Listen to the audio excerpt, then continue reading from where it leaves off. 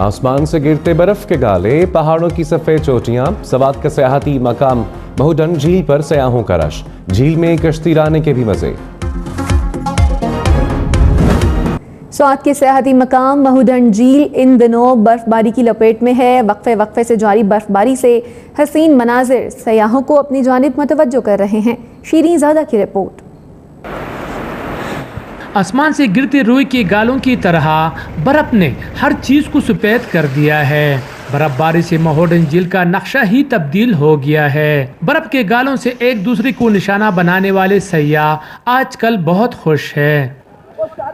मैं पहली बार आई हूँ बर्फबारी देखने और मुझे बहुत अच्छा लग रहा है। मतलब यहाँ आकर ना आप दुनिया बाकी भूल जाती है और इतना ज़बरदस्त मौसम है और इतनी ज़बरदस्त है व्यू। बर्फबारी जो है और यहाँ का मौसम है, झील बहुत खूबसूरत है। कालाम से सिर्फ 32 किलोमीटर के फासले पर वाक़या महूडन झील देखने सयाह सर्दी और खस्ताहाल सड़क की परवाह किए बगैर पहुंच रहे हैं। महूडन झील बहुत ही ज़्यादा अच्छी और शानदार जगह है। ये हर एक को मैं तो कहती हूँ कि यहाँ पर एक्सपीरियंस दे, एक दफ़ा तो ज़रूर करें लाइफ में। झील पर बर्फ़ के तह की वजह से पानी कम हो गया है और सिर्फ एक किश्ती में ही सयाहों को झील की सैर कराई जाती है।